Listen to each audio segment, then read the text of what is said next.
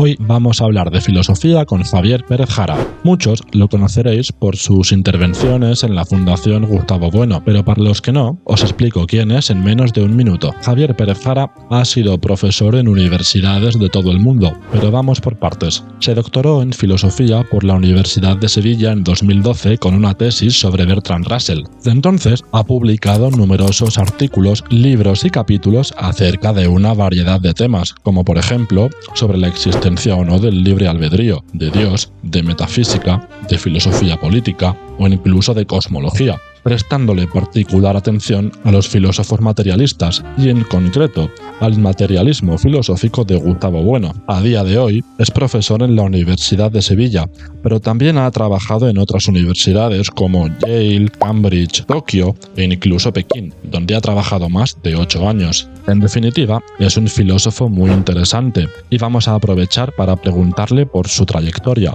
por cómo es ser profesor de filosofía en China, pero sobre todo para que nos enseñe un poco acerca del ser humano, del mundo y, en resumidas cuentas, de filosofía.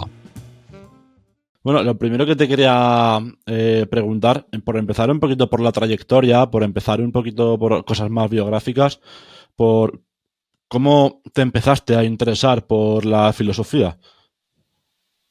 Pues yo creo que desde pequeñito, es decir, no por la filosofía académica, Sí. obviamente, pero sí por cuestiones filosóficas. Yo creo que hay varias fuentes. Por una parte, las clases de religión, aunque fueran obviamente de modo apologético, pero te introducían, al menos la profesora, ¿no?, al tema de la libertad, del sentido de la vida, de si existe Dios o no, de la naturaleza humana, del bien, del mal, evidentemente una escala para niños y, como digo, de modo apologético, pero bueno, por lo menos trataban esos temas. Por otra parte, la lectura de libros como La historia interminable o El Principito, más tarde, evidentemente, en 1984, El mundo feliz, muchas distopías, cómics y novelas de ciencia ficción.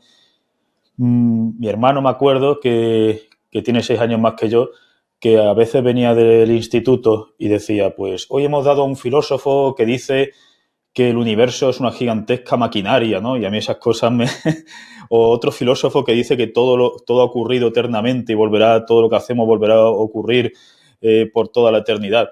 Entonces eran como pequeñas cosas y yo no le ponía nombre, digamos, todavía a la filosofía, ¿no?, en un sentido estricto y demás, pero eran cuestiones que me parecían y me siguen pareciendo muy interesantes. Desde siempre lo tuviste claro. Como decir, sí, pero me no encanta... para estudiar la disciplina. Es decir, yo durante el instituto tenía planeado estudiar informática. Me gustaba mucho la informática, me gustaba mucho Linux, las redes, la programación, pero por mucho que me gustaran, al final digo, bueno, si es que a mí lo que realmente me interesa, ¿no?, es decir, donde puedo pasarme horas, ¿no?, leyendo y pensando, es acerca de temas filosóficos. Y en concreto, dentro de toda la filosofía, investigando acerca de tus publicaciones, una de las cosas que te puedes dar cuenta fácilmente es que siempre te ha interesado mucho la filosofía desde un punto de vista materialista. Sí, pero... ¿Qué fue lo que te hizo interesarte por el materialismo en un primer lugar? Sí, claro, pero desde un materialismo no reduccionista, es decir, yo le tenía aversión, ¿no?, y fobia al llamado fisicalismo, fisicismo, al materialismo reduccionista, ¿no?, que dice que todo en el fondo no son más que pequeñas estructuras o sistemas microfísicos y que el resto de cosas no tienen la dignidad ontológica, ¿no? Vamos a decirlo así, que otras filosofías defienden. A mí lo que me llevó al materialismo no reduccionista, pues también son meditar durante la infancia, ¿no?, y la adolescencia sobre la inmortalidad del alma, argumentos a favor, en contra, sobre si hay fantasmas, sobre si hay espíritus sobrenaturales, sobre si las revelaciones de las religiones se pueden explicar de un modo no sobrenatural. Entonces, meditando sobre ese tipo de cuestiones, ¿no? Pues me fueron llevando una visión materialista o naturalista, en un sentido no reduccionista, pero sí que excluía las interpretaciones literalistas, ¿no? del animismo o del espiritualismo. Es decir, por más que trataba de buscar, digamos, argumentos como mínimo para el escepticismo o el agnosticismo, me fui decantando por argumentos que defienden que los espíritus puros, los fantasmas, la inmortalidad del alma, ¿no? Al margen de un sistema nervioso, de una vida orgánica o una vida espaciotemporal, pues eran contradictorios y que las creencias animistas, espiritualistas en lo sobrenatural tenían o tienen mecanismos explicativos mucho más potentes desde una visión materialista o naturalista que desde las visiones sobrenaturalistas. Sí, sí. Bueno, para la gente que esté escuchando materialismo no reduccionista y le haya sonado un poco a chino, como luego vamos a hablar de materialismo, indagamos más un poco en ello y seguro que más adelante la duda queda respondida cuando hablemos sobre el materialismo en concreto. Y otro interés, aparte que tienes, que es muy claro en tu biografía, es el interés por Asia. De hecho, ahora mismo te dedicas a estudios de Asia Oriental. Y no hay más que ver tu fondo. Y ese interés, ¿de dónde nace? Bueno, en mi trayectoria biográfica, yo doy clases en 3 grados. El grado de filosofía, el de Derecho y Filosofía y el de Estudios de Asia Oriental. Y en el grado de Estudios de Asia Oriental tengo incluso un poquito de más asignaturas que en el grado de Filosofía. Mi interés nace, bueno, es decir, si nos remontamos también, ¿no? a cuando era más pequeño, ¿no? Pues yo me crié como muchos niños en los años 80 con animes, ¿no? Con dibujitos japoneses de, no sé, Ranma, Sailor Moon, Bola de Dragón, Los Caballeros del Zodíaco y demás. Mi hermano y yo vimos muchas películas japonesas. Luego, en la adolescencia, películas como Ghost in the Shell o La princesa Mononoke, el manga de Akira, también me despertaban todavía más inquietudes filosóficas. Pero, y luego, por supuesto, digamos, la idea orientalista, ¿no? De que en Asia o que en Asia Oriental, más específicamente, no ha habido filosofías, yo la fui, digamos, de algún modo desafiando, en el sentido de que cuanto más estudiaba, ¿no? Cosas de filosofía china o de filosofía japonesa, pues más me parecía que eran materias dignas de estudio. Y luego, biográficamente, lo que es biográficamente, digamos, esto es un contexto, digamos, de la infancia, ¿no? Y de la juventud, pero biográficamente, cuando yo terminé la tesis doctoral en 2013, si no me equivoco, fui profesor invitado en la Universidad Minzu de Pekín, donde estuve julio y agosto. Allí por primera vez, era la primera vez que iba a Asia Oriental. Al año siguiente estuve dando clases en la Universidad Católica Furen, en Taiwán, en Nueva Taipei. Y luego, a partir de 2015, me contrataron como assistant professor en la Universidad de Pekín de Estudios Extranjeros, donde di clases de filosofía, sociología, psicología, pensamiento crítico durante 8 años. Y gracias a la flexibilidad de esa institución, pasé muchas estancias de investigación en Japón. Es decir, concentraba la docencia. Entonces, pues estuve en la Universidad de Kioto como investigador invitado durante 4 ocasiones, la Universidad de Tokio, la Universidad de Sangyo, la Universidad de Tohoku, y luego, por supuesto, muchos congresos y demás. Entonces, no solamente ya es una cuestión, digamos, de interés, sino que realmente estaba viviendo allí y pues eso, me fui Sí, interesando por la historia, por la cultura, por el pensamiento, las religiones. Sí, de hecho, hablas chino y japonés, ¿no? Bueno, es decir, eso nunca se termina de hablar. Es decir, mi chino, mi mandarín, porque claro, chino, el cantonés, hay un montón Sí. de variedades, ¿no? Mi mandarín es bastante básico, un mandarín de supervivencia, porque el mandarín y el japonés están considerados, juntos con el árabe, entre las lenguas más difíciles de estudiar o de aprender para un hispanohablante. Entonces yo, paradójicamente, sé más japonés, bastante más japonés que chino mandarín. Es decir, en chino mandarín soy un chino mandarín básico, tanto de lectura, escritura y, en fin, y conversaciones, pero de japonés sé más. Pero claro, de japonés yo lo sigo estudiando cada día. Es decir, yo no tengo el nivel de japonés de dar una conferencia sobre temas muy complejos sin mirar papeles, por ejemplo. Tengo un nivel de mantener conversaciones con amigos, de leer textos básicos, de escribir cosas básicas. Es decir, son idiomas muy, muy, muy complicados. Entonces descubrí que yo no podía, digamos, perfeccionar mi inglés, porque las clases yo las daba en inglés en la Universidad de Pekín de Estudios Extranjeros o la investigación en Japón, a la vez que daba clases y con muchísima docencia, ¿no?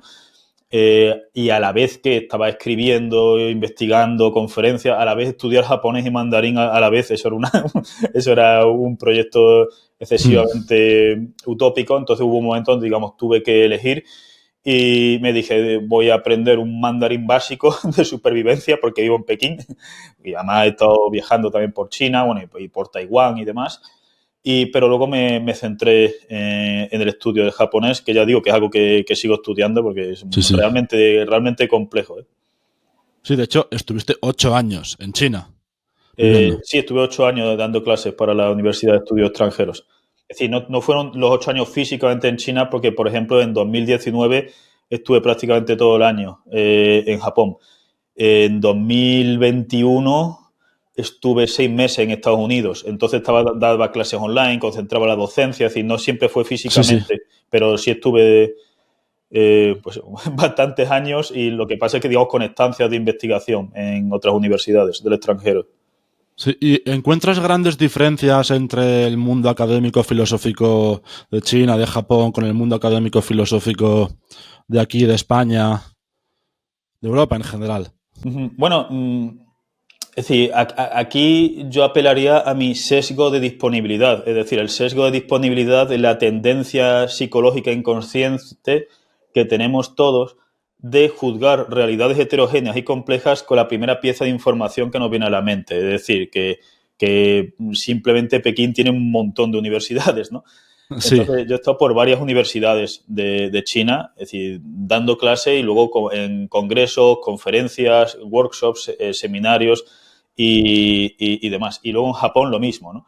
Entonces, quiero decir que he pasado por varias universidades chinas, japonesas, pero hay un montón de universidades que, digamos, que no conozco. sí. Entonces, yo diría que la vida universitaria en China, por lo pronto, es distinta a la japonesa, en el sentido de que hay más libertades de lo que nos vende la propaganda anti-China, ¿no? De que aquello es un régimen orwelliano, pero por otra parte hay más control, es decir, mucho más control que en Japón, y además un control que ha ido ampliándose. Es decir, me acuerdo que la primera vez que estuve dando clases en China, en Pekín, fue en 2013, como dije antes, y a partir de 2015 fijo, con un contrato, digamos, full time como assistant professor durante 8 años, y yo tenía, digamos, la libertad de elegir los libros para los syllabi, es decir, para los temarios, temarios, es decir, manuales de lo que sea, de sociología o de psicología o de pensamiento crítico.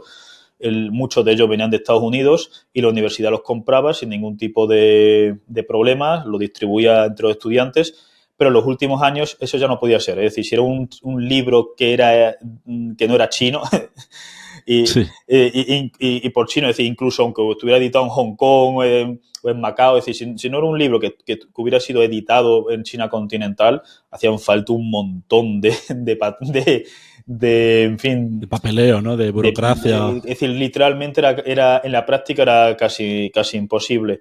Sí, Entonces, hay un control mucho más grande y luego muchos departamentos de filosofía se han renombrado departamentos de marxismo. Es decir, no en mi caso porque yo no daba clases en la Facultad de Filosofía, yo daba clases en la Escuela de Negocios Internacional de la Universidad de Pekín de Estudios Extranjeros, donde los estudiantes, algo que habla bastante bien de esa universidad es muy famosa sobre todo en la enseñanza de lenguas extranjeras y de relaciones diplomáticas y demás, y algo que habla bastante bien de esa universidad pública, como digo, es la interdisciplinaridad y la multidisciplinaridad. Es decir, los estudiantes de business, accounting, finance y demás tenían, bueno, y siguen teniendo asignaturas obligatorias en muchos de los programas de filosofía, de pensamiento crítico, de sociología.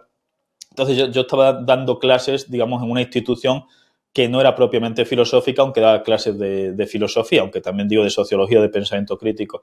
Pero sé de otros profesores que estaban en otras universidades donde el departamento de filosofía se renombró departamento de estudios marxistas.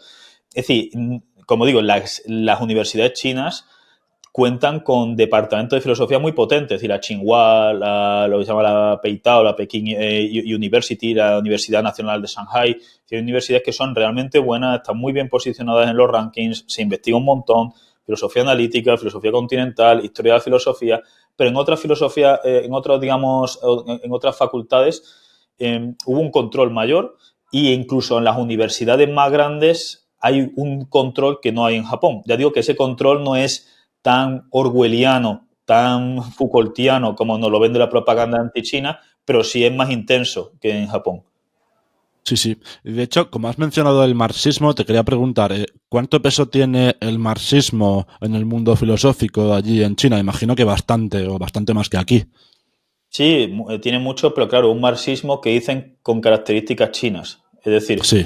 desde que se funda el Partido Comunista en Shanghái, bueno, incluso antes, intelectuales chinos marxistas saben que tienen que adaptar el marxismo a China, porque quiero decir, el marxismo se traga muchas cosas de Hegel para mal, es decir, la idea del despotismo oriental, por ejemplo, que Hegel, es decir, la idea de lo que Edward Said llama el orientalismo, ¿no? Básicamente, orientalismo es un término polisémico muy complejo, pero básicamente consiste en contemplar las sociedades de Asia en general y de Asia oriental en particular, en nuestro caso, desde una especie de enfoque de amor-odio, es decir, de atracción por lo estético.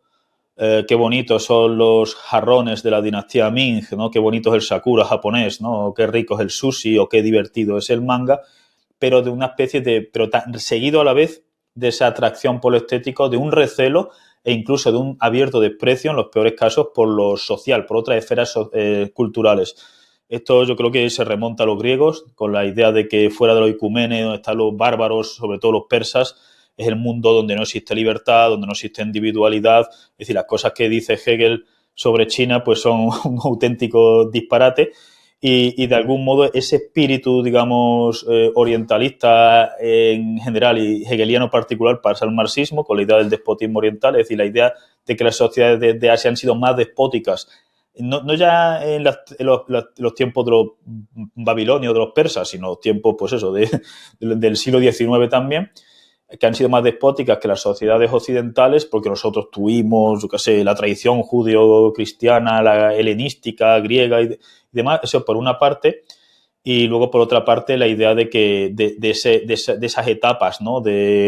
Bueno, después del comunismo primitivo, el despotismo oriental, el esclavismo, el feudalismo, el capitalismo mercantil, financiero, la revolución socialista, llegaremos al comunismo, porque la China continental, cuando el Partido Comunista gana la interminable guerra civil contra el Kuomintang en 1949, ¿no? Y Chiang Kai-shek huye con la fuerza del Kuomintang a Formosa, Taiwán, y allí, digamos, crea la República de China, con la misma bandera que tenía la China continental antes, y Mao crea la República Popular de China.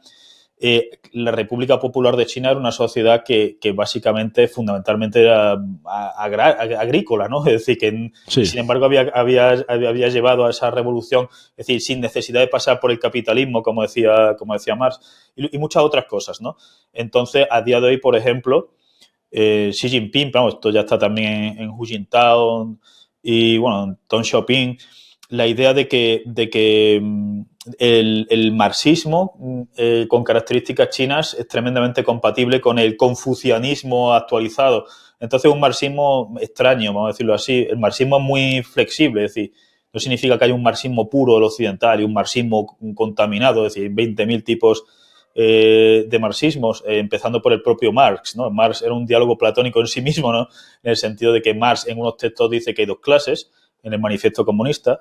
En otros textos dice que hay muchas clases sociales, la pequeña burguesía, o que la peor, digamos, de todas, el lumpenproletariado, que Marx desprecia, son pobres, son, es decir, los epítetos, es decir, los adjetivos que Marx emplea para el lumpenproletariado son muy divertidos, pero a la vez dice que esta gente, que son tremendamente pobres, serán un obstáculo para la revolución y que serán agentes reaccionarios. Entonces, y Marx, por ejemplo, en otros textos es tremendamente reduccionista, diciendo que las estructuras económicas son, de algún modo, las que están predeterminando las instituciones culturales, artísticas, filosóficas y demás. Y luego, en otros textos dice que no. Por ejemplo, con la cuestión de por qué en la Inglaterra victoriana, si su modo de producción es capitalista, hay tal devoción por el arte grecolatino, que es un arte superestructural de un orden esclavista. Entonces, Marx tenemos que a veces dice que la economía es el motor fundamental, en otros textos dice no, hay otros factores. Yo subrayaba la economía pues porque no se le echaba cuenta. Marx dice que hay dos clases, Marx dice que hay muchas clases, Marx dice que los individuos están predeterminados por las estructuras sociales, en otros lados dice que tienen más agencia. Es decir, eso es normal, evidentemente, un filósofo que escribe durante mucho tiempo y además sobre cuestiones muy complejas. Entonces digo que empezando por el propio marxismo hay muchos marxismos. Entonces el marxismo a día de hoy, aunque sea de modo nominal, pero no solamente nominal, sino en un sentido doctrinal, de que hay doctrinas realmente que están inspiradas en el marxismo, pero están súper adaptadas por filósofos chinos, intelectuales chinos, politólogos, y luego, como ya digo, decir, esta idea de que es compatible con el confucianismo, una idea que le resultaría horrenda a Mao, ¿no? Donde Mao ve el confucianismo como una especie de legitimación ideológica del status quo feudal anterior. Es decir, que, por responder a la pregunta brevemente, sí, el marxismo juega un papel fundamental, pero un marxismo muy sui generis. Vale. Entonces, digamos que dentro de lo que es la academia, lo que es la universidad, ¿se le da más peso al marxismo que a otras corrientes filosóficas? Sí. Sí, vale. Sí. Más que a, por ejemplo, otras corrientes de filosofía analítica, más que, por ejemplo, a otras corrientes de filosofía continental que ahora mismo pueden estar más de moda. Sí, depende de lo que se dé por dar peso. Es decir, a nivel institucional, estatal, el marxismo chino tiene un peso brutal, pero luego dentro de las principales universidades chinas yo he visto gente que se encarga, y gente muy importante y famosa allí, que se encarga de estudios heideggerianos, de Husserl, de filosofía griega, de cuestiones de filosofía analítica. Es decir, que toda la filosofía que aquí se hace en Occidente también se hace allí. Sí, vale. El marxismo tiene un peso enorme y muchas veces, no ya en el ámbito filosófico, sino en el ámbito jurídico, diplomático, político, es decir, el llamado pensamiento Xi Jinping. Es decir, no es solamente filosofía, también diplomacia, mundo jurídico, mundo de sociología y demás. Es decir, tiene un montón de peso en el sentido de que, digamos, es uno de los órganos ideológicos fundamentales del Partido Comunista, pero dejan respirar también a otras corrientes filosóficas. Sí. Y hay un montón de publicaciones y congresos y gente en China continental que se están cargando de cuestiones filosóficas ajenas al marxismo. Bueno, hay gente que opina, no sé qué opinarías tú al respecto, que China ha traicionado el marxismo y que ahora es un capitalismo de Estado o ese tipo de cosas. Bueno, quiero decir, la acusación de traición al marxismo es muy antigua, ¿no? Es decir, la revolución traicionada de la que hablaba Trotsky, ¿no? Es decir, o cuando Lenin se tiene que justificar ante muchos marxistas en qué hacer, qué hacemos. Es decir, ya hemos hecho la revolución socialista, quitamos el Estado, ¿cómo vamos a quitar el Estado? Estamos rodeados de enemigos, ¿no? O cuando Stalin tiene que justificar que en la Unión Soviética todavía hay clases sociales.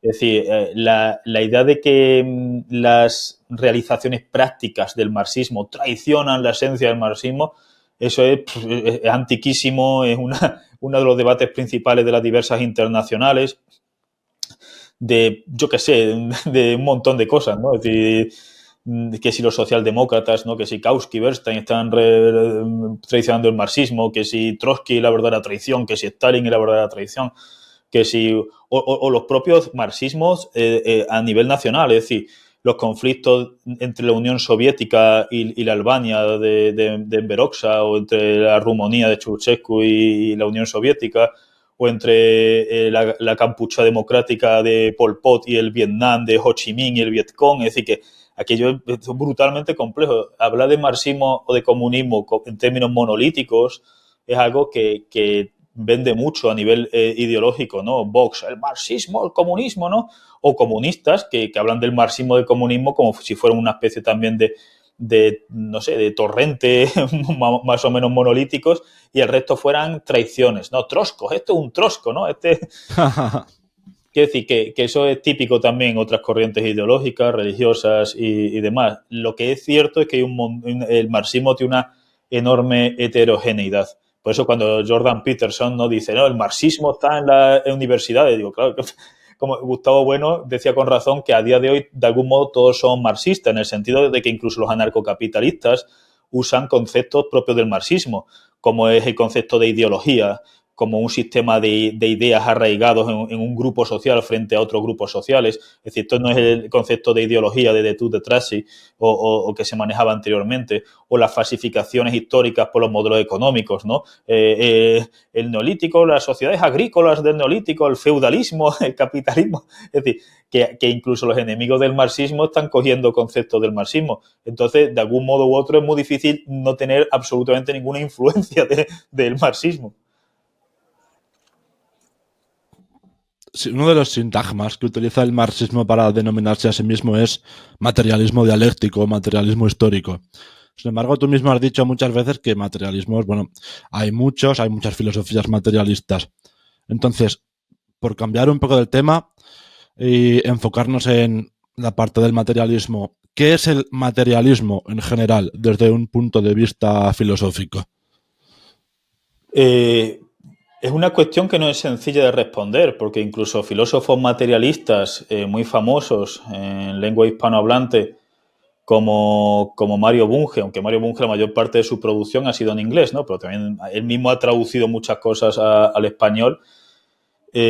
Mario Bunge tiene una definición generalmente positiva de materialismo, ¿no? Materialismo es, o sea, la colección o el conjunto de familias filosóficas o de ontologías que identifican lo realmente existente con lo material, entendido como mutabilidad.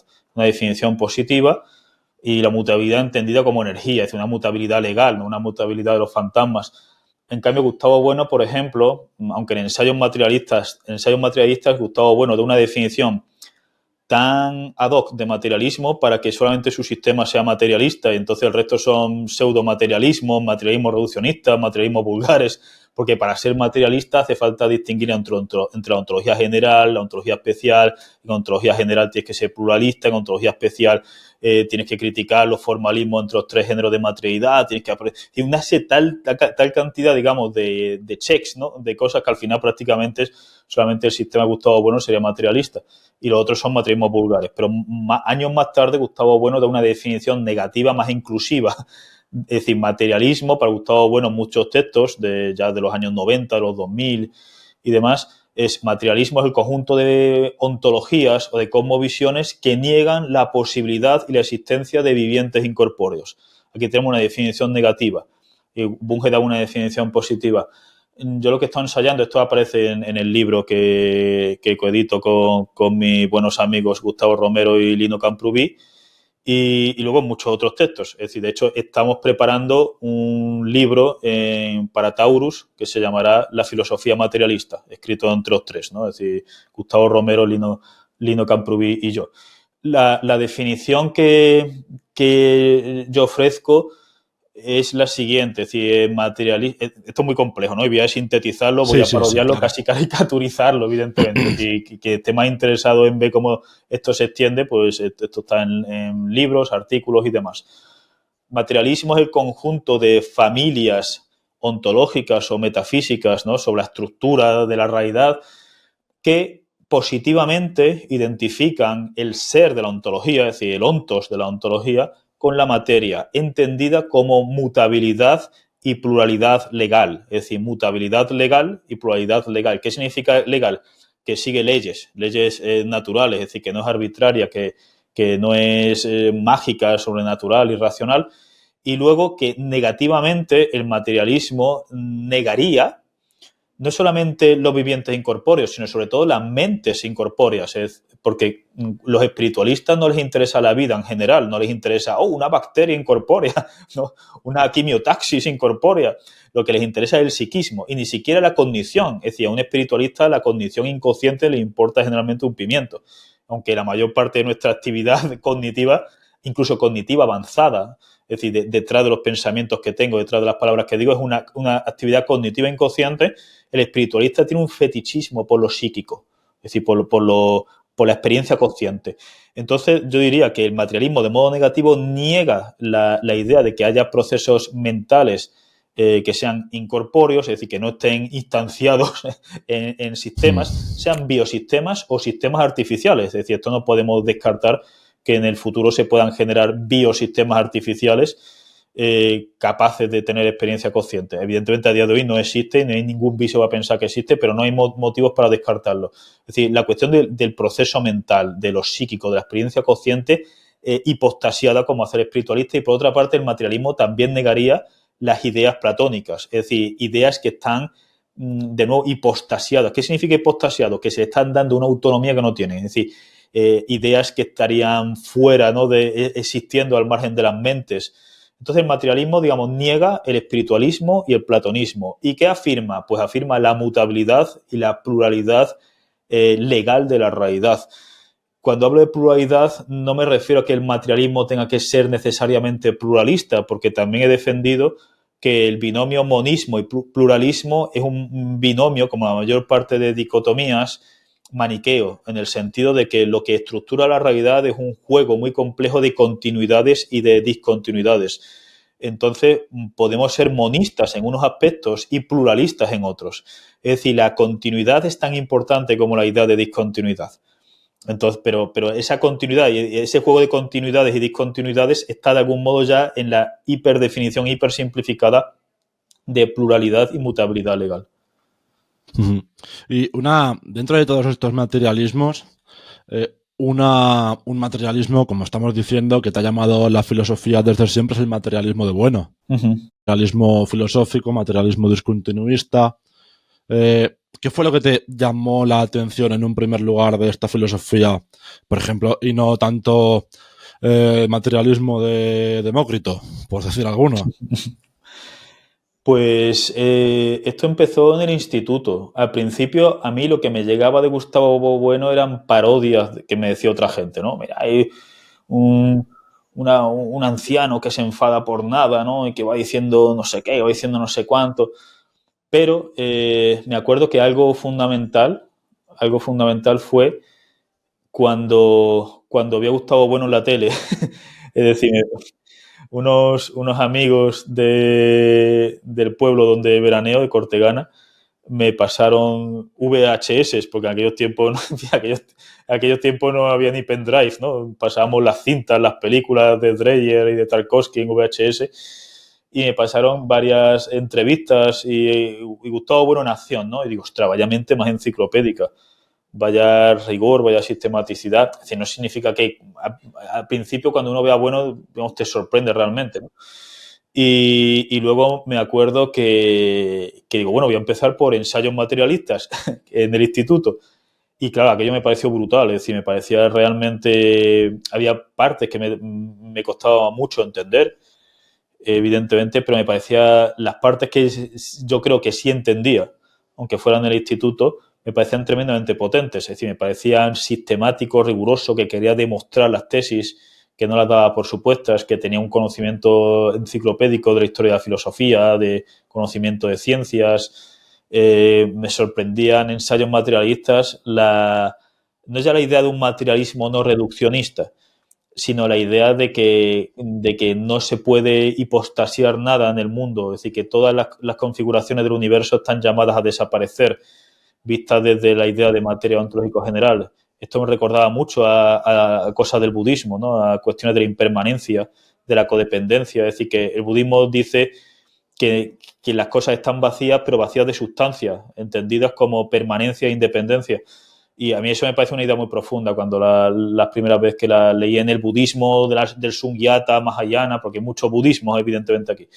Pero cuando vi lo de Gustavo Bueno era como si desarrollara esa idea, ¿no? de la mutabilidad, de la destrucción, del carácter efímero, pasajero de toda configuración cósmica y que, por tanto, el problema de las metafísicas anteriores, tal como yo lo veía, radicaba en hipostasiar o reificar alguna dimensión del universo que era codependiente con otras y, por tanto, que no era absolutamente autónoma y que estaba llamada a desaparecer. Las ideas o las matemáticas, pues era el error de Pitágoras, ¿no? Y de Platón, ¿no? El psiquismo, ¿no? La experiencia consciente en los animales, sin meternos cuando empieza, pues era el error del espiritualismo, ¿no? Los fundamentos físicos o microfísicos, ¿no? De los biosistemas era el error del fisicalismo, ¿no? El universo como un todo monolítico era el error del holismo, ¿no? Y del monismo. Entonces, Ensayos materialistas es un libro que leí, leí, subrayé y resubrayé. Y luego tuve la suerte de conocer a Lino Camprubí, del cual pues somos amigos muy, muy cercanos desde entonces. Y Lino me presentó a Gustavo Bueno, que era su abuelo. Entonces yo le hice preguntas sobre ensayos materialistas, sobre otros libros, empecé a leer la metafísica presocrática, Animal Divino, es decir, fue pues, en fin, yo creo que por ver a un filósofo que era sistemático frente a la idea de otros filósofos que decían, no, es que uno puede hacer una teoría moral sin necesidad de una ontología. A mí me sonaba rarísimo, ¿no? Y Gustavo Bueno cuando decía, no se puede tener una teoría de la libertad sin una teoría de la causalidad o sin una antropología filosófica. Todas esas cosas realmente, digo, esto realmente profundo, esto está realmente bien fundamentado. Con el paso del tiempo, aunque desde el principio, pero con el paso del tiempo, desde el principio me refiero a que le hacía preguntas de cosas que no entendía, pensando en que Gustavo Bueno tendría todas las respuestas. Con el paso del tiempo me di cuenta de que a Gustavo Bueno había preguntas para las que no tenía respuestas y que era normal. Y me decía, pues esto hay que seguir investigándolo. Pues sí, es cierto, aquí hay una contradicción, esto lo tengo que perfilar, estos textos no son compatibles, quiero volver a esto en el futuro, ¿no? Entonces evidentemente me fui dando cuenta de que había parte del sistema de Gustavo Bueno que estaban muy bien fundamentadas y otras partes no estaban tan bien fundamentadas. Y hacía falta más trabajo, partes que me resultaban incompatibles entre sí. Si Gustavo Bueno defiende esto aquí, defiende lo contrario allá. Y entonces, pues eso me fue, digamos, poco a poco moviendo a un enfoque crítico, pero crítico no significa de que niega, sino crítico significa un enfoque que que discierne, ¿no? lo que está más fundamentado, a mi juicio, de otras tesis que me parecían que estaban menos fundamentadas y que requerían de matices o requerían de algunas correcciones o a veces requerían ser sustituidas por otras teorías y, sin embargo, otras teorías pues, de Gustavo Bueno estaban eran muy sólidas. De hecho, te quería preguntar cómo era Gustavo Bueno en persona. Yo, por ejemplo, nunca tuve el placer de conocerlos, me quedó muy lejos. Yo cuando lo conocí ya había fallecido para 6 años o incluso más. ¿Y cómo era en el tú a tú? Yo tuve la suerte, la verdad, es que gracias a Lino, de hablar con Gustavo Bueno durante muchos años. Es decir, cuando venía aquí a Sevilla, en su casa de Niembro, en su casa de Oviedo, en la Fundación, a Madrid, en La Rioja, o por teléfono. Y conmigo siempre se portó, digo, qué paciencia tenía conmigo, porque claro, un chavalito que venía con unas preguntas infumables, ¿no? Unas preguntas larguísimas, era un montón de preguntas.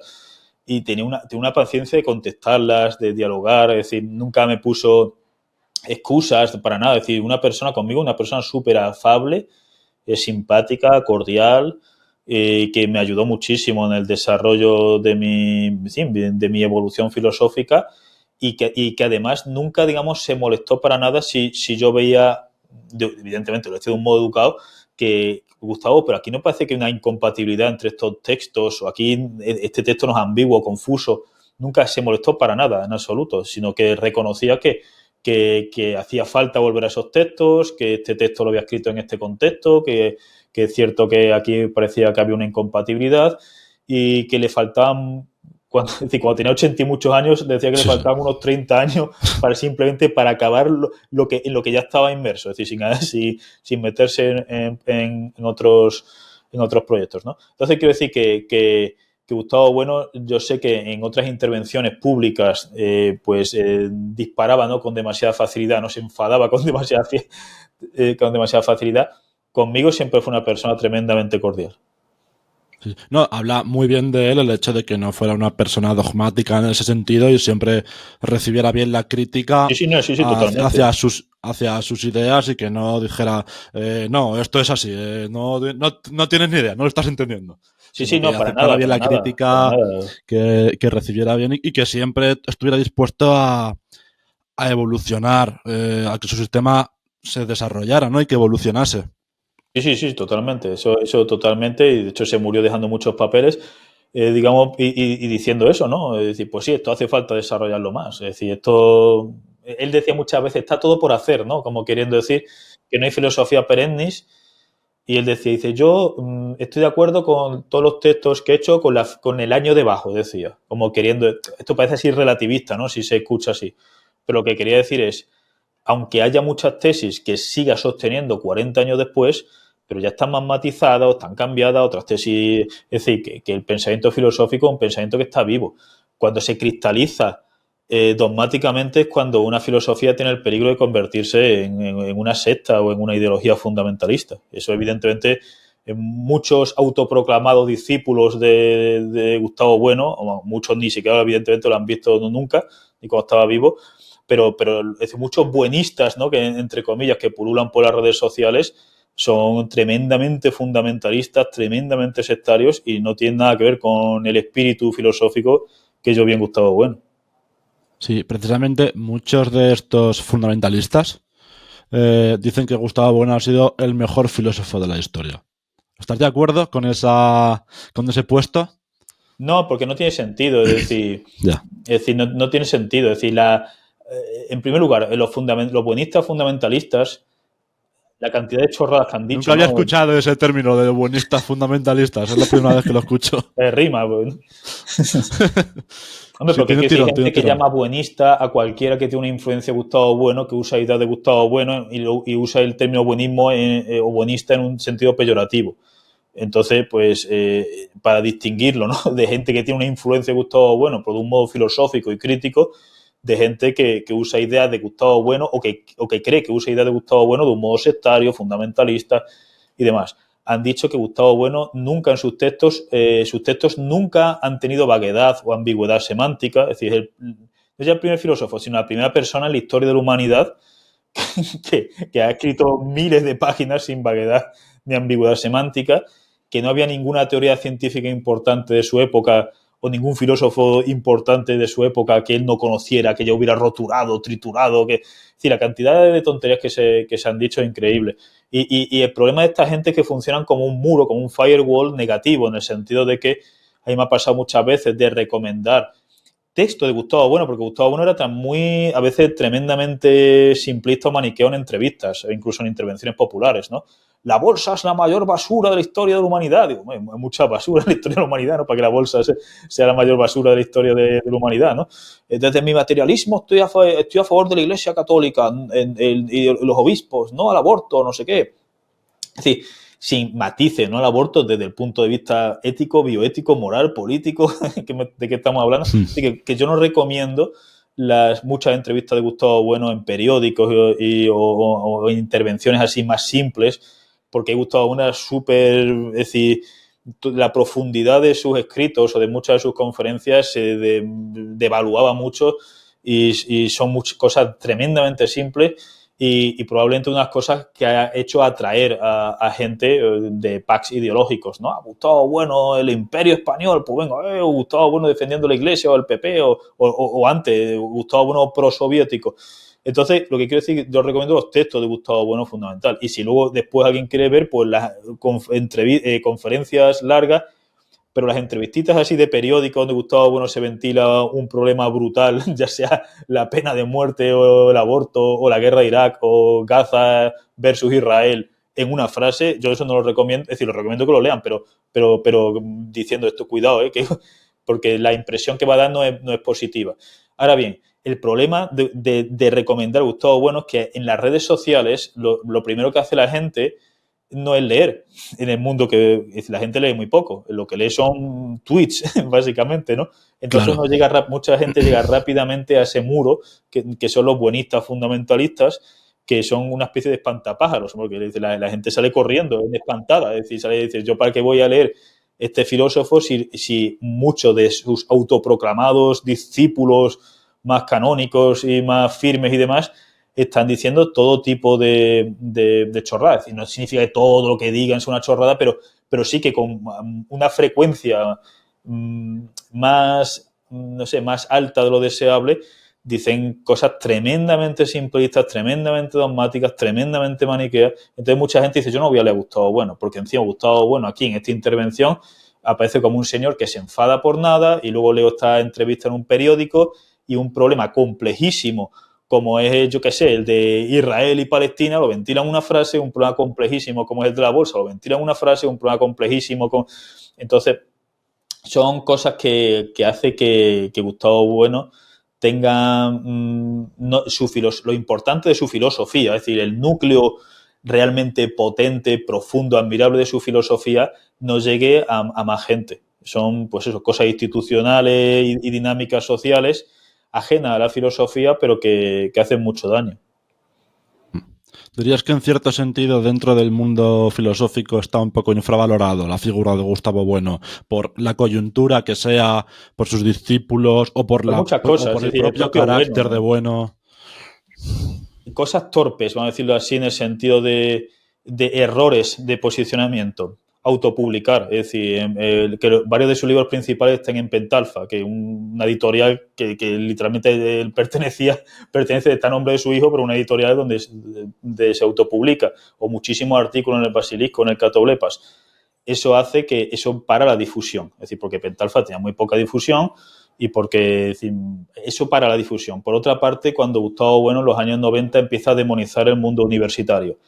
El mundo universitario, mis colegas en el mundo universitario no se hace filosofía, insinúa que todos son meros historiadores de la filosofía, que muchísimos son cretinos, es decir, hace una serie de afirmaciones excesivamente alegres, ¿no?, sobre el mundo universitario, y que la verdadera filosofía se da en los institutos y tal y cual, que eso hace pues también el que se mueve no sale en la foto, porque además es injusto. Es decir, hay muchísimas cosas detectables en el mundo universitario, sí, pero la gigantesca mayor parte de debates filosóficos profundos se hacen en el mundo universitario, es decir, en revistas que están vinculadas a universidades, por profesores que están vinculados a universidades, en proyectos de investigación que están vinculados a universidades, y ahí es donde se discute sobre el libre arbitrio, la causalidad, ascendente, descendente, las relaciones, el conocimiento, etcétera. Entonces, por una parte, la autopublicación, la demonización del mundo universitario, probablemente no parar los pies a los más fanáticos que se iban acercando a la Fundación Gustavo Bueno.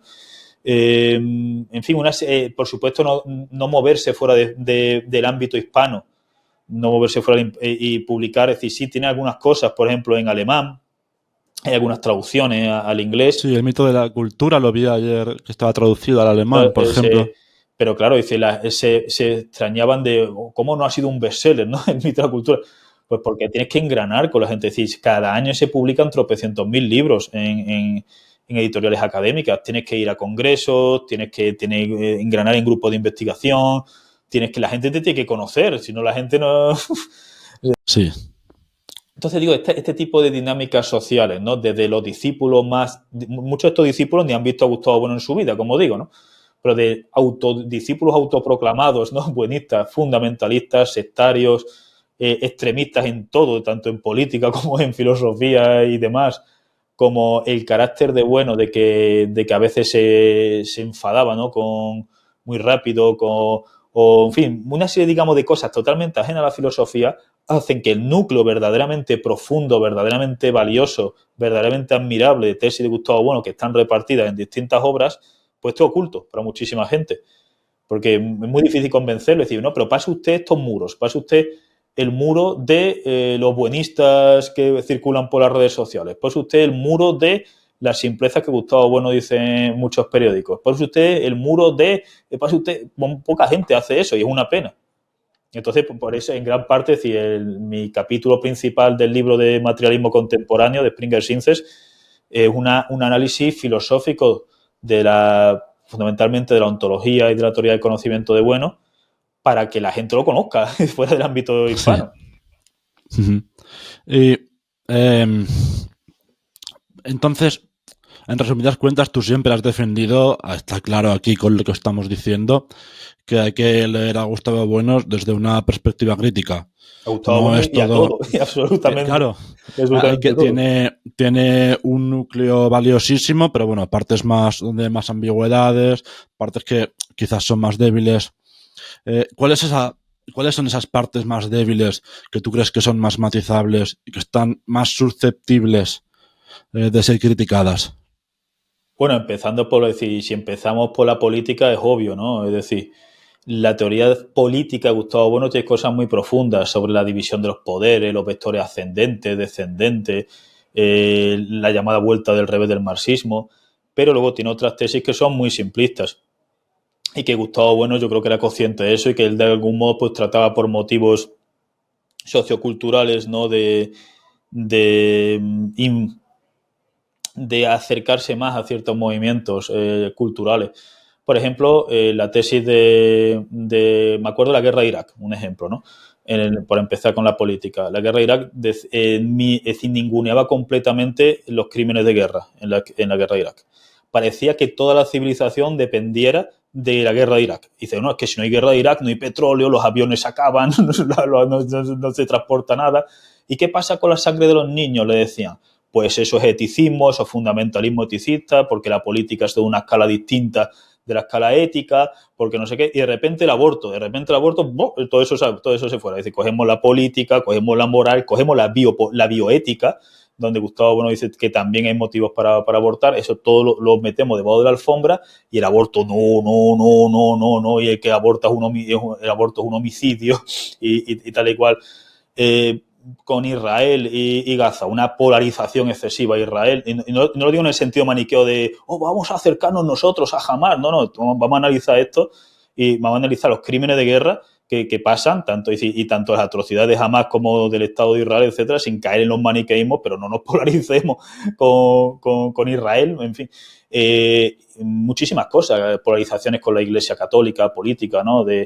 Las cosas que Gustavo Bueno atribuye a la Iglesia Católica en Dios salva la razón, o al catolicismo en Dios salva la razón, se pueden atribuir a cualquier gran religión de la civilización, es decir, a la religión de Júpiter Capitolino en el Imperio Romano, a la religión de Amón-Ra, a religiones, yo que sé, al budismo, al confucianismo. Entonces, hay unos dobles estándares tremendamente grandes. Entonces, quiero decir que en materia política hay cosas que son, pues eso, muy simplistas y que lo Gustavo Bueno de algún modo está tratando de acercarse a un pack ideológico ya dado, ¿no? Este pack ideológico, los toros, pues hablo bien de los toros, pues la iglesia, el no sé qué, el no sé cuánto, etcétera. Y cosas que son incompatibles con su propia filosofía. Si vamos, digamos, descendemos o ascendemos, ¿no? Quiero decir que no digo que sea. De hecho, estoy diciendo que esto es lo más superficial, a mi juicio.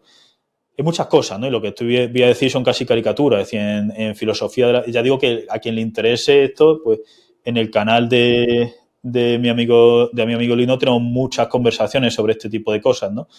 Y luego estarán abajo los enlaces al canal de Lino, a una de esas conversaciones, a algunos de los libros me gusta ponerlos. Exponemos estas cosas con el detenimiento que merecen. Sí. En filosofía abajo tienen clases y lecciones sobre este tema. Abajo tenéis todo el spam hecho. Gracias. Y en filosofía de la ciencia, pues muchas ambigüedades, problemas sin resolver. Es decir, las categorías, hasta qué punto dependen de operaciones humanas que podrían haber sido de otro modo, o dependen de la propia estructura de la realidad.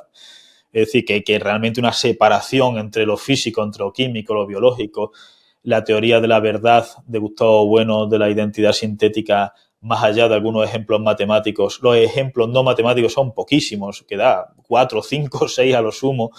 La idea de si una ciencia o una categoría, si son muchas. El problema del realismo, ¿no? Del hiperrealismo. Es decir, ambigüedades. En textos de Gustavo Bueno, donde parece que si desaparecen todos los vivientes, no hay sistemas físicos, ni químicos, ni biológicos, sino lo que hay es una pluralidad de contenidos desconocidos que se codeterminan en sin bloque, frente a otros textos que dice que sí que tendría que haber unas analogías, que M2, lo que llama la vida mental o la vida psíquica, deriva, ¿no?, de procesos de M1, pero también de M. En ontología, los textos donde defiende la contingencia ontológica frente a los textos donde dice que no hay contingencia ontológica por el argumento victorioso de Diodoro Cronos, donde todo lo posible, solamente es posible lo que existe en actos.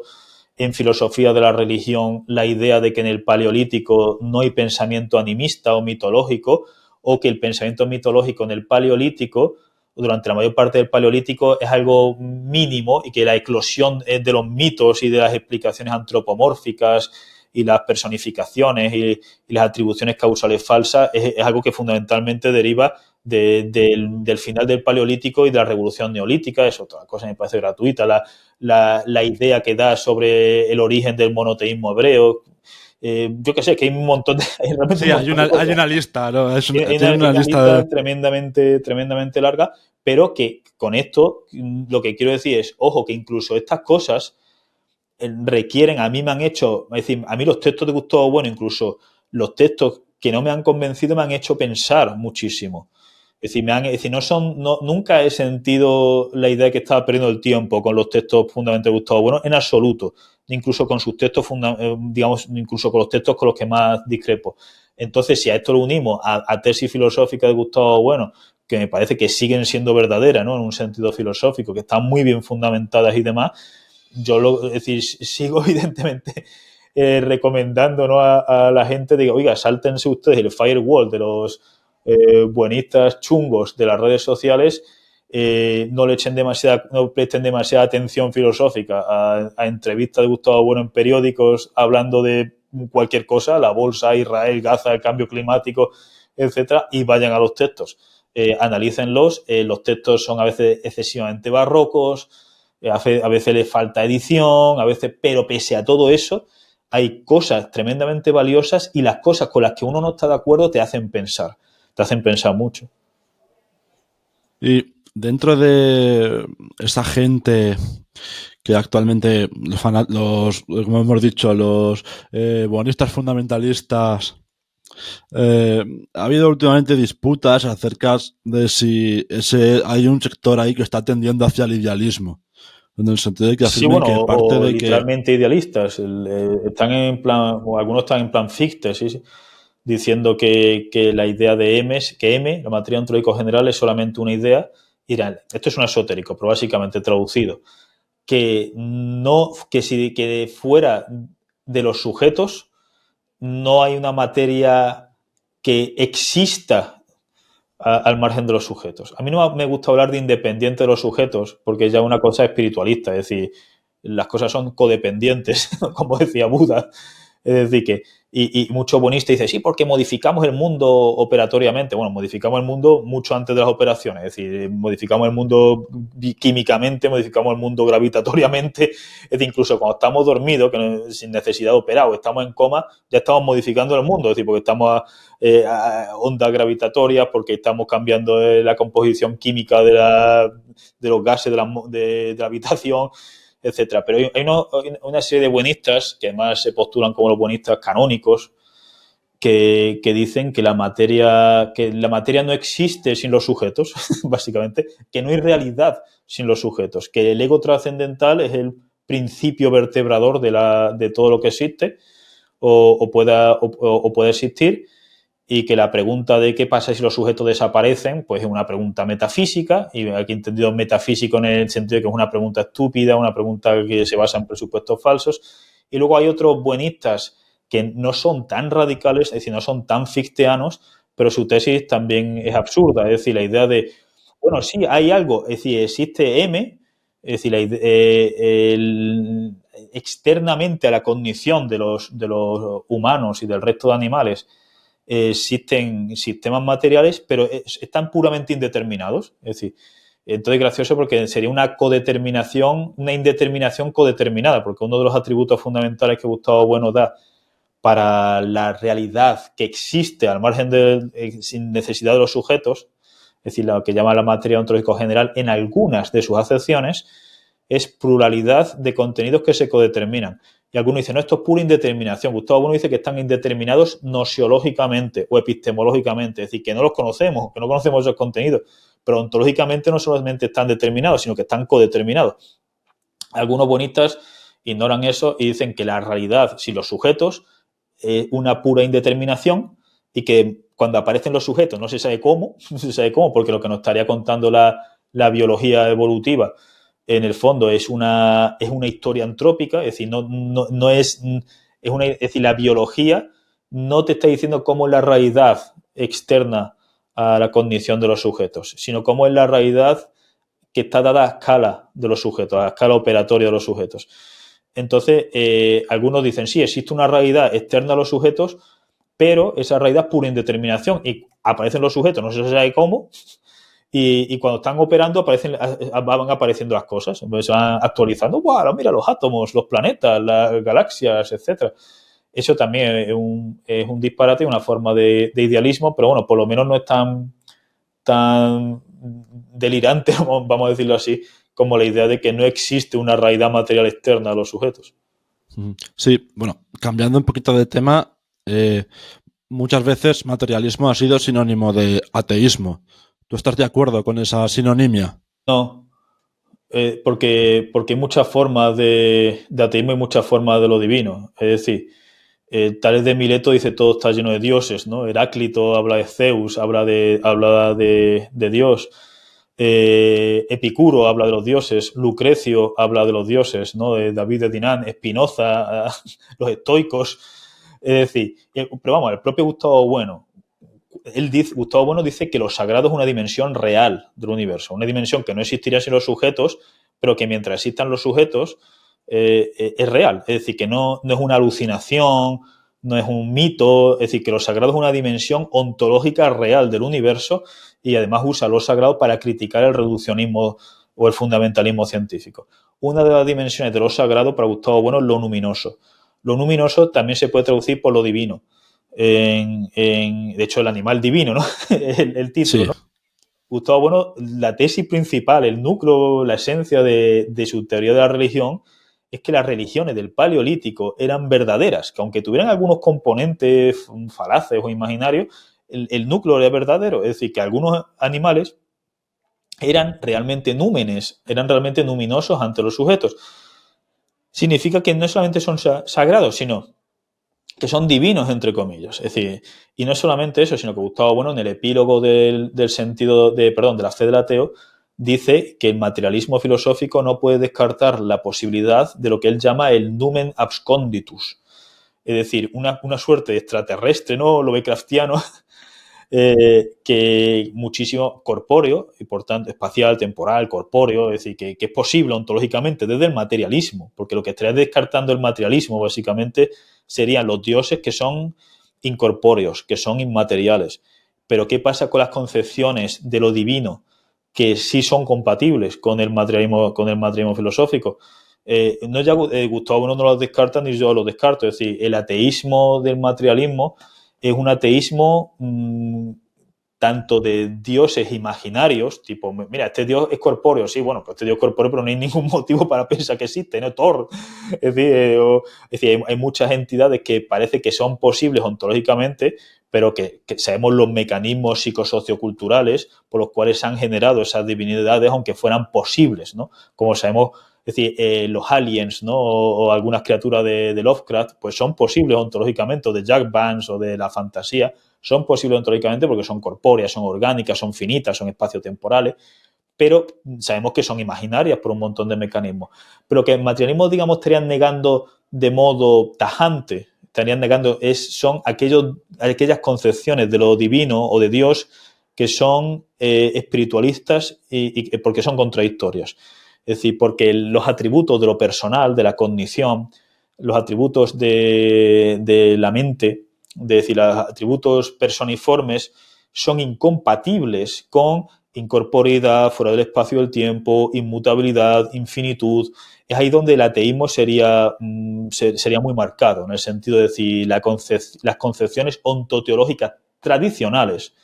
Es decir, no quitamos a David de Dinan, quitamos evidentemente a ciertos panteístas, evidentemente quitamos a Spinoza, quitamos a los estoicos, pero la concepción de que existe un super mega ente que está fuera del espacio y el tiempo, que es infinito, que es absoluto, que es perfectísimo, inmutable, simplicísimo y que a la vez tiene cualidades, aunque sean analógicamente, es decir, por la analogía entis, pero tiene cualidades personiformes, es decir, que tiene cognición, que tiene una voluntad, la voluntad es infinita, la cognición, eso es contradictorio.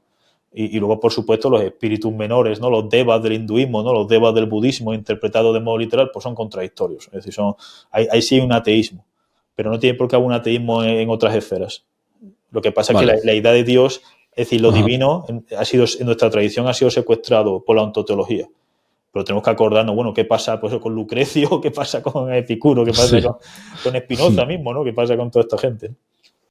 Por cambiar un poco de tema, acerca de tu último libro que se llama Beyond Nature and Nurture, del que eres coautor, ha habido muchos materialismos que afirman que el ser humano es una consecuencia, un epifenómeno de la cultura. Otros afirman que el ser humano es simplemente también materialistas o autodenominados materialistas, que el ser humano es una consecuencia de lo biológico. No sé si tú estarías de acuerdo con estos tipos de afirmaciones materialistas. Este efectivamente es un libro que coedito con mi amigo Íñigo Ngay y que cuenta, nosotros tenemos, es decir, un capítulo individual largo cada uno y luego un capítulo que hemos escrito entre los dos, y el libro cuenta con filósofos, sociólogos, biólogos, que son bastante interesantes, tipo, no sé, John Dupré, Massimo Piglucci, Ulrika Sigerström, porque desde distintas perspectivas todos los autores y bueno, y por supuesto, evidentemente las autoras, ¿no? Ni qué decir tiene, que tratan de superar el binarismo clásico entre lo natural y lo cultural. Es decir, hay algunos materialismos que son muy reduccionistas, pero son materialismos, están mal informados por la ciencia. ¿Por qué? Porque las involucraciones entre lo natural y lo cultural son mucho más complejas de lo que anteriormente se podía pensar. Es decir, rápidamente digo una pequeña lista de ítems que desafían este tipo de reduccionismos. La neuroplasticidad, es decir, el cerebro es una estructura o un sistema, un biosistema mucho más plástico y modificable de lo que se pensaba. Entonces sabemos que el entorno modifica el cerebro muchísimo. Por otra parte, la epigenética, que critica el determinismo genético clásico. Es decir, sabemos que aunque podamos nacer con ciertas predisposiciones genéticas, hay genes que se activan o se desactivan con cierta facilidad dependiendo de nuestra biografía, nuestros pensamientos, nuestro entorno social y cultural. Es decir, hay gente que puede nacer con una predisposición genética a la psicopatía o a la depresión clínica, pero si nace en un entorno familiar estructurado, en una sociedad más o menos pacífica, sin bullying, sin estar expuesto, ¿no? a grandes dosis de estrés, pues esos genes no tienen por qué activarse. también sabemos que el nivel de estrés o de ansiedad que pueda tener una madre durante el periodo de gestación, como el cortisol es una hormona, es decir, funciona como un neurotransmisor en el cerebro, pero funciona como una hormona también, llega al cerebro del feto y unos niveles anómalamente altos de cortisol cambian las estructuras o ciertos subsistemas del feto. Y esto no es, digamos, heredable genéticamente, pero también mecanismos heredables no genéticos como la flora intestinal de la madre que pasa al hijo y que depende evidentemente también de un montón de factores socioculturales, de alimentaciones, de tabús, en fin, de estratificaciones económicas, de 20.000 cosas, ¿no?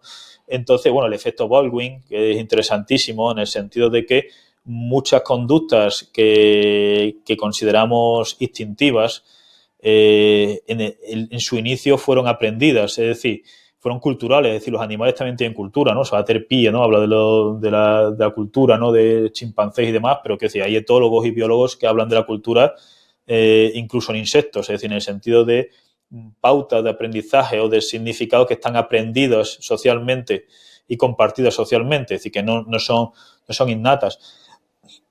Entonces, sabemos, por ejemplo, que una conducta que está aprendida, aunque el efecto Baldwin es todavía más complejo, pero es decir, una conducta que empieza siendo cultural, si supone una ventaja adaptativa de supervivencia en el entorno y de éxito reproductivo, con el tiempo, es decir, se convierte, digamos, por una selección cultural de esa conducta y con el paso del tiempo va a haber una variabilidad genética de tal modo que va a haber individuos que aprendan esa conducta de modo más rápido que otros. Cuanto más rápido aprendas esa conducta, más ventaja de supervivencia y reproductiva va a ser. Entonces, con el paso de muchísimas generaciones, una conducta que empezó siendo puramente cultural o puramente aprendida es casi automática, se vuelve un instinto. Entonces, como digo, hay un montón es decir, las flechas causales son ascendentes, son descendentes, son horizontales y por tanto, es decir, la idea típica, ¿no? De no somos más que, no sé, nubes de átomos o solamente somos sistemas bioquímicos o, por ejemplo, Sapolsky en el libro este de Decidido, ¿no? De Determine Science of Life Without Free Will, de hace 2 años o por ahí, ese libro está escrito desde una visión materialista, pero que recuerda a Dolbach o a la Metrie, ¿no? Es decir, hay cosas muy útiles. Es decir, yo recomiendo el libro de Sapolsky de Behave, por ejemplo, ¿no? De Compórtate, porque es muy bueno. Pero en el libro este de Determine se ve la influencia de un materialismo mecanicista, reduccionista. Es decir, Sapolsky sabe perfectamente todos los mecanismos de los que ha hablado, ¿no? Epigenético, sí. neuroplasticidad, sabe perfectamente todo eso. Pero muchas veces lo ve desde una perspectiva filosófica, a mi juicio, equivocada, que acaba diciendo que en el fondo lo verdaderamente importante son es decir, son subsistemas biológicos que no son, es decir, que no son conscientes, básicamente. Es decir, que nuestra experiencia consciente con nuestras decisiones están totalmente determinados por cómo esos subsistemas biológicos están codeterminados o influenciados por el entorno y demás. Y yo pienso que la situación es todavía más compleja porque la experiencia consciente no solamente es real, sino que no es un epifenómeno y por tanto que no se puede reducir la experiencia consciente o la cognición consciente, como prefiero llamarla, a una especie de sistema predeterminado por subsistemas biológicos que no son conscientes, tipo, yo qué sé, en fin, lo que sea, ¿no? Los procesos bioquímicos que sean. Es decir, mi materialismo ontológico aquí no solamente no sería reduccionista, sino que yo creo que es el que mejor casa con la evidencia científica actual. Y por contrapartida tampoco se dejaría reducir a subsistemas culturales. Sí, claro, por supuesto, efectivamente. Es decir, ahí, cuando hablamos de reduccionismo, se suele pensar que el reduccionismo siempre es descendente. Es decir, un reduccionismo descendente es cuando decimos que la verdadera naturaleza de algo es la naturaleza de sus partes. Por ejemplo, cuando Margaret Thatcher dice no existe la sociedad, sino los individuos, y lo sumo familias, pero no existe lo social. La sociedad es en el fondo una especie, muchos anarcocapitalistas en España, bueno, y fuera, pero en España son famosos varios anarcocapitalistas, te dicen que los sistemas sociales, políticos, que los gobiernos, que es una forma de reificar o de hipostasiar, porque lo que existen son los individuos. Claro, podríamos decir, no, pero es que los individuos no existen, porque lo que existen son los subsistemas biológicos, ¿no? Lo que existen son, yo qué sé, los órganos, los tejidos, las células, las moléculas, los átomos, los protones, los neutrones, los electrones, los hadrones, los quarks, perturbaciones en campos cuánticos. Es decir, eso es un reduccionismo descendente. Cuando decimos, no, lo verdaderamente real de algo, su verdadera esencia es la realidad de sus partes. Y por tanto, este todo era una ilusión. Lo verdaderamente real es esto, sus partes. Tipo los anarcocapitalistas, ¿no? No, la sociedad no existe, lo que existen son los individuos, pero podemos seguir descendiendo, ¿no? Los individuos son células, los individuos son átomos, los átomos son quarks y leptones. Es decir, el reduccionismo descendente es obviamente falso. ¿Por qué? Por los niveles de emergencia, porque hay propiedades que son cualitativamente irreductibles, pero también hay un reduccionismo ascendente que se basa en decir que lo verdaderamente real es el todo en lo que algo está inserto. Es decir, si el reduccionismo descendente lo que dice, no, esto no es real, esto es una ilusión, lo verdaderamente real son las partes de esta botella. El reduccionismo ascendente diría, no, esto no es real. Bradley, ¿no? Diría, no, lo verdaderamente real es la totalidad en la que está inserto, porque esto no es autónomo, esto en el fondo es una apariencia. Es decir, es la totalidad, el universo lo únicamente real, o el todo, o el absoluto, ¿no? La filosofía de la identidad de Schelling, ¿no? Cuando Hegel dice, no, esto es la filosofía donde todas las noches, la noche de todos los gatos son pardos, porque Schelling dice que el absoluto, cuando cae en la caída en la pluralidad, en la exuberancia del ser, en el fondo es apariencial, que hay algo que está en Bradley, en algo que está en las interpretaciones más radicales del Vedanta, de Sankara, que está en Parménides. Pues eso, es decir, el reduccionismo ascendente es tan falso como el descendente. Entonces lo que hay una involucración causal muy compleja. No significa que sea simétrica, es decir, la causalidad ascendente es más poderosa que la descendente, pero la descendente es real. Vale, y ya la última pregunta, no te voy a retener más tiempo, que sé que tienes que ir a comer y luego hacer otras cosas por la universidad. Sería, dentro de esa cultura, ¿qué papel pueden desempeñar los filósofos, científicos, intelectuales en general? ¿Te refieres la parte del libro de Dramatic Intellectuals? Ah, sí. Bueno, por supuesto, es un debate, es decir, toda ciencia tiene presupuestos filosóficos. Y luego toda filosofía seria se basa en ciencias. Es decir, hay un círculo virtuoso entre las ciencias y la filosofía. La naturaleza humana es una cuestión filosófica. El libre arbitrio es una cuestión filosófica. El determinismo o la falta de él es una cuestión filosófica. Pero no podemos dar ni un paso si no prestamos atención a las ciencias. A la ciencia de la teoría del caos, de los procesos estocásticos cuánticos, de los sistemas no lineales, de 20.000 cosas, ¿no? Y recíprocamente, los científicos, sus teorías están siempre soportadas en presupuestos filosóficos. Lo que pasa es que muchas veces son implícitos. ¿A qué me refiero? A que son inconscientes, es decir, no son conscientes de que tienen presupuestos filosóficos. Es decir, cuando Sapolsky está debatiendo con filósofos, suele parodiarlos mucho. Suele parodiarnos. Es que a los filósofos les gusta debatir sobre todo, sobre el significado de las cosas, porque le pregunta, oye, dices que el libre arbitrio no existe, pero es que nunca has dado una definición de libre arbitrio. Y dice, es que los filósofos, dice, es un chiste. Dice, un biólogo va con un filósofo a un bar y el filósofo se lleva toda la tarde especulando qué significa bar. ¿No? Como que decir, el filósofo es alguien que busca, en fin, busca complejizar innecesariamente las cosas y tal y igual. Claro, yo diría al señor Sapolsky, no, voy a renombrar el chiste, señor Sapolsky. El señor Sapolsky va con un republicano, porque Sapolsky es, digamos, de la izquierda de Woodstock, ¿no? Como un hippie caducado con las barbas, ¿no? Señor Sapolsky, digo que tengo muchísimo respeto a Sapolsky, pero cuando a filosofar se pasa de frenada. El chiste, usted va con un republicano al cual desprecia y entran en un bar y se empiezan a discutir sobre el bien o la justicia. Y de repente, cuando el republicano cuando Sapolsky le dice, bueno, pero ¿usted qué entiende por bien o por justicia? El republicano le dice, es que ustedes, los intelectuales públicos, están buscando el significado de las cosas. Es decir, es obvio lo que es el bien o lo que es la justicia, ¿no? Lo que quiero decir es que Sapolsky trata de parodiar a los filósofos diciendo, es que debatir sobre el significado del libre arbitrio es como debatir sobre el significado de un bar. No, señor Sapolsky, no, me temo que no es lo mismo. Hay un montón de concepciones distintas sobre el libre arbitrio y la libertad y el libre arbitrio son términos polisémicos mucho más complejos, con muchas más vaguedades, ambigüedades y necesidades de sistematización que un bar. Como el concepto de bien o de justicia, porque evidentemente está en contra del concepto de bien y de justicia de la derecha conservadora americana. Me parece perfecto, pero entonces Sapolsky es consciente de que para hablar del bien o para hablar de la justicia o para hablar de la dignidad hay que distinguir entre distintas teorías y que eso es filosófico. Y que sí, que apelaremos a la sociología, apelaremos a la biología, a la antropología cultural, a la historia, a la economía política, a todo lo que quiera. Pero esto es un problema filosófico.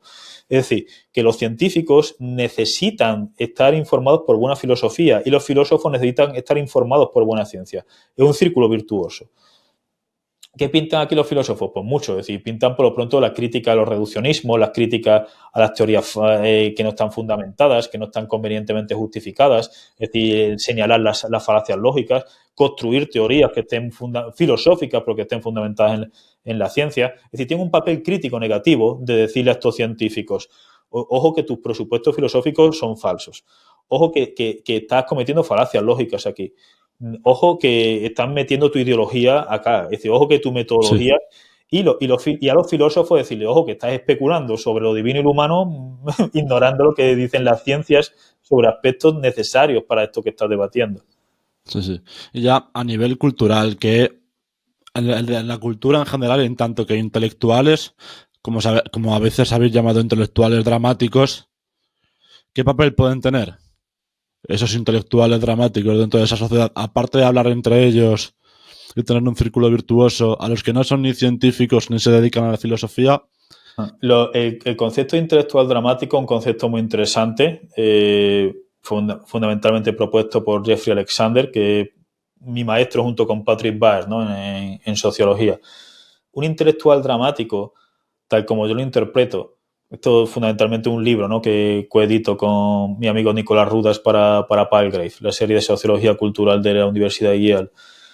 Un intelectual dramático es un intelectual público muy maniqueo, es decir, muy radical, que se autopresenta a sí mismo o a sí misma como el único salvador o salvadora de una situación apocalíptica, de un mal inminente que viene. Es decir, el intelectual dramático codifica sus tiempos como si fuera una bisagra entre el apocalipsis y la distopía o una posible utopía si se siguen sus recetas.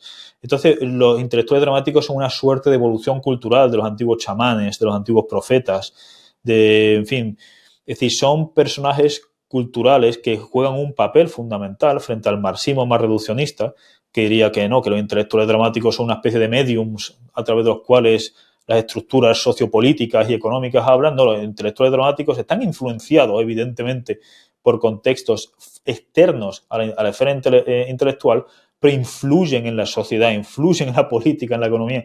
Entonces yo creo que el intelectual dramático en gran parte es una contrafigura del filósofo, en el sentido de que usando temas filosóficos, ya sea la libertad, Dios, el bien, el mal, el filósofo al menos tiene como ideal asintótico o como ideal regulativo de la razón, por decirlo al modo kantiano, la idea de que tiene que no simplificar lo complejo, o tendrá que simplificar lo simple, pero es decir, tiene que adaptar sus teorías a la estructura de lo que está hablando. Y tiene que fundamentar las cosas, justificarlas, matizarlas, huir de maniqueísmos baratos. El intelectual dramático generalmente lo opuesto. Es decir, se da cuenta, generalmente de un modo más o menos consciente, de que cuanto más maniqueo, cuanto más radicales sean los binarismos simplistas que usa, más efecto emocional y cognitivo tienen sus audiencias. Entonces se convierte en una suerte de profetas. Es decir, el propio Sapolsky tiene una dimensión científica tremendamente seria, alguna dimensión filosófica también rescatable, pero luego tiene una dimensión como intelectual dramático, en el sentido de todo el sistema político, económico, moral, jurídico, nuestros sistemas psicológicos se fundan en un presupuesto falso, que tenemos libre arbitrio. Y eso lleva a todo tipo de injusticias. Es decir, lleva a despreciar a los pobres, lleva a despreciar a los llamados criminales, lleva a todo tipo de atrocidades, injusticias, maldades. Y por tanto, Sapolsky se pone como yo soy el que va a decirle a los jueces, oiga, que los presos, los delincuentes no son máquinas averiadas, el que le va a decir a los políticos, es decir, el profeta, ¿no? Que va a cambiar el mundo y va a traer una nueva utopía basada en el presupuesto de que no tenemos libre arbitrio, de que el concepto de recompensa o de castigo en función de tus méritos no vale nada, que nadie merece lo que tiene, que somos puros autómatas o máquinas y que los criminales son máquinas averiadas o que... Entonces, quiero decir que incluso el propio Sapolsky tiene esa dimensión de intelectual dramático. Hay mucha variedad dentro de intelectuales dramáticos. Es decir, algunos en sus libros de filosofía son muy serios, pero cuando hablan al público son tremendamente maniqueos y simplistas. Otros eran serios, pero fueron manipulados por ciertas audiencias o por ciertas figuras para maniqueizarlos. Entonces se convierten en intelectual dramático a su costa, ¿no?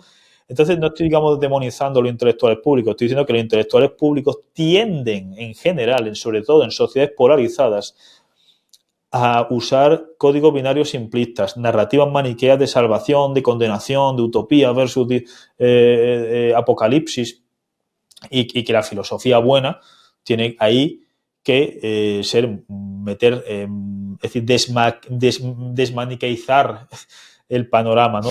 Complejizarlo, pero no complejizarlo innecesariamente, es que las cosas son más complejas. Que bueno, malo, sí, no, etcétera. Esta lógica, la lógica binaria es muy simplista, ¿no? Aborto, sí, no, inmigración, sí, no. Medidas ecológicas, sí, no, sí, no, sí, no. Todo parece muy simple, ¿no? Cuando uno escucha a los intelectuales dramáticos, que pueden ser políticos, pueden ser periodistas, pueden ser filósofos que se dejan querer por sus audiencias, pero las cosas son más complejas. ¿Qué se le va a hacer? Bueno, ya la última pregunta, prometido, que me puedes responder todo lo rápido que quieras, es pasando al tema de filosofía oriental, igual estoy cambiando de temas un poco de forma atropellada, pero bueno, el tiempo, la disponibilidad es la que tenemos. ¿Qué crees que le puede aportar a un estudioso de la filosofía occidental el estudio de la filosofía oriental? Bueno, en primer lugar, la crítica al binomio, ¿no? Es decir, la propia llamada filosofía occidental aparece en Turquía, ¿no? Lo que a día de hoy es Turquía, la periferia claro. es decir, no aparece en Atenas. Y además con una influencia enorme de ideas de Egipto, de ideas fenicias, es decir, semítico-cananeas o mesopotámicas también. Sí, sí. Por una parte. Luego, por otra parte, las llamadas escuelas helenísticas, tipo el estoicismo, el epicureísmo. Es decir, es evidente que tienen los ideales de la paceia, de la tarasía, tienen evidentemente una influencia de Asia, ¿no? Una influencia oriental. Probablemente Parménides tuviera alguna influencia del Vedanta o la metempsicosis, es decir, son ideas que vienen de Oriente, son ideas que vienen de Oriente, ¿no? Entonces no estoy diciendo que todo lo bueno de la filosofía occidental venga a Oriente, evidentemente. Lo quiero decir, eso no es así. Pero lo que estoy diciendo es la crítica. Lo primero que hay que hacer es criticar ese binomio, ¿no? Entre la filosofía oriental y la filosofía occidental. Estamos acostumbrados a las historietas que nos han contado los historiadores de la filosofía alemanes del siglo XIX, ¿no? Érase una vez el mundo del mito, ¿no? Y del siglo XX, ¿no? Y entonces aparece el Logos, y aquí era Tales de Mileto, y luego dice, hostia, Tales de Mileto dice que todo está lleno de dioses, y Empédocles habla de la metempsicosis, y Parménides dice que la diosa de la verdad se revela. Bueno, pero son metáforas. Bueno, pues Hesíodo también usa metáforas. Es decir, cuando está hablando de la Edad de Oro, ¿no? Que en el contexto de la híbride Perses de su hermano por un conflicto de herencia de los reyes, etcétera. Entonces lo que quiero decir es que hay una serie de binarismos tipo mito, logos, Oriente, Occidente, que no significa que tengamos que prescindir enteramente de esas divisiones, pero que son dimensiones mucho más permeables. Entonces, por responder a la pregunta, pues hay tesis tremendamente interesantes, es decir, la filosofía oriental es enorme, es decir, es obvio, es decir, desde el jainismo al Vedanta, Upanishad, el budismo, el taoísmo, el moísmo, el confucianismo, es decir, dentro de las distintas escuelas de budismo, ¿no? Mahayana, Theravada, las distintas escuelas de budismo japonés, budismo que viene en gran parte de China, ¿no? El budismo Shingon, el budismo de la tierra pura, el budismo Tendai, el budismo Zen, es decir, que aquello es brutal. Pero por responder algunas cosas. La crítica a las cosas muy valiosas en filosofías famosas orientales. La crítica a la inmutabilidad, es decir, la metafísica de procesos. No en el Vedanta, ¿no? Pero sí, por ejemplo, en el budismo y sobre todo en el taoísmo, pero sobre todo en el budismo, es decir, la idea de la anicca, de la idea de la inmutabilidad, de la constitutiva o esencial mutabilidad de todo, la idea de la originación dependiente, que también está en el budismo, es decir, y luego en el budismo mahayana, con el ideal del sunyata, la idea de que las cosas están vacías de sustancia, es decir, esto lo ya hemos hablado antes, y la idea que no se pueden reificar, no se puede hipostasiar nada, porque las cosas son codependientes con otras y por tanto no son absolutamente autónomas y además son impermanentes, están en constante cambio. Es decir, una flor no es una sustancia autónoma porque necesita de la atmósfera, del aire, de los rayos del sol, de los nutrientes de la tierra, de la historia evolutiva, de 20.000 cosas, ¿no? La crítica al yo como sustancia.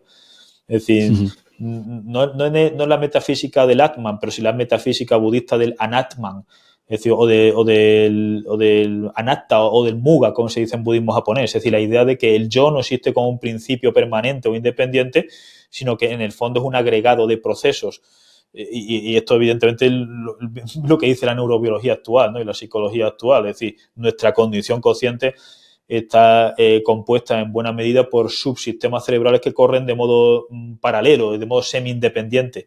Es decir, no hay un principio unitario, no hay un principio unitario independiente, permanente detrás del yo, sino, es decir, las cosas son mucho más mutables de lo que pensamos. En el budismo japonés la idea de que, en general, ¿no? Por ejemplo, el ideal del mono no aguar en el Genji Monogatari de Murasaki Shikibu, de que aunque las cosas sean impermanentes, precisamente porque son impermanentes, son valiosas. La crítica a la separación tan radical entre el reino de la naturaleza y el reino de la gracia, ¿no? Que aparece en la metafísica de la patrística, de la metafísica cristiana y luego más tarde, ¿no? La naturaleza vista como algo negativo, que esto está en Fichte, esto está en Platón, esto está en Plotino, esto está en la metafísica ontoteológica, excepto en los franciscanos, con reserva, esto está en Fichte, esto está en Hegel, esto está en Marx. Es decir, criticar binarismos que nos parecen a nosotros obvios, ¿no? Entre lo natural, lo cultural, entre lo humano y lo animal, la excesiva separación que se ha hecho en la metafísica occidental en general, como digo, es decir, no en Platón, no en Pitágoras, no en San Francisco de Asís, no en Schopenhauer, ¿no? Pero en muchas metafísicas, es decir, hablo de tendencias mayoritarias en la metafísica occidental por una metafísica de sustancias frente a metafísica de procesos. Y por tanto a una crítica a los intentos de hipostasiar cosas, las separaciones excesivamente radicales entre humanos y animales, las separaciones excesivamente radicales entre los seres humanos y la naturaleza, entre lo natural y lo cultural, y por supuesto la crítica al individualismo ontológico, al individualismo metodológico, por supuesto la fundamentación de la moral sin revelaciones sobrenaturales. Es decir, en Confucio no hay una revelación sobrenatural a través del cual cuando se habla del cielo, ¿no? De Tian, es un principio impersonal. Es decir, no es la ninfageria dándole a Numa Pompilio las leyes, ¿no? O el dios Shamash dando el código de ley a Hammurabi, ¿no? O Zoroastro, ¿no? O Ahura Mazda, ¿no? Dándole las leyes a Zoroastro. Es decir, o Yahvé a Moisés, a Mahoma, lo que sea, ¿no? Sino que hay una fundamentación mucho más natural, más naturalista, vamos a decirlo así, de los códigos morales en general, un énfasis en la procesualidad, en la codependencia, en criticar ciertos binarismos radicales. Es decir, hay muchísimas cosas que aprender de la filosofía. Vale, bueno, pues ya está. Estas son todas las preguntas que tenía que hacerte, habiendo hecho un recorte importante, porque estás muy ocupado, tienes muchas cosas que hacer, entre otras de ellas nutrirte, para que tus sistemas biológicos puedan continuar con sus procesos de homeostasis. Así que nada, muchas gracias por tu tiempo, Javier, ha sido todo un placer, me ha encantado tenerte aquí, no me cabe duda de que... Muchísimas gracias a ti y hasta otra, hasta luego. Hasta otra, Javier, espero que tengas un buen día y estás invitada a venir aquí cuando quieras, a ver si podemos terminar las preguntas que tenía por hacer. Muchísimas gracias.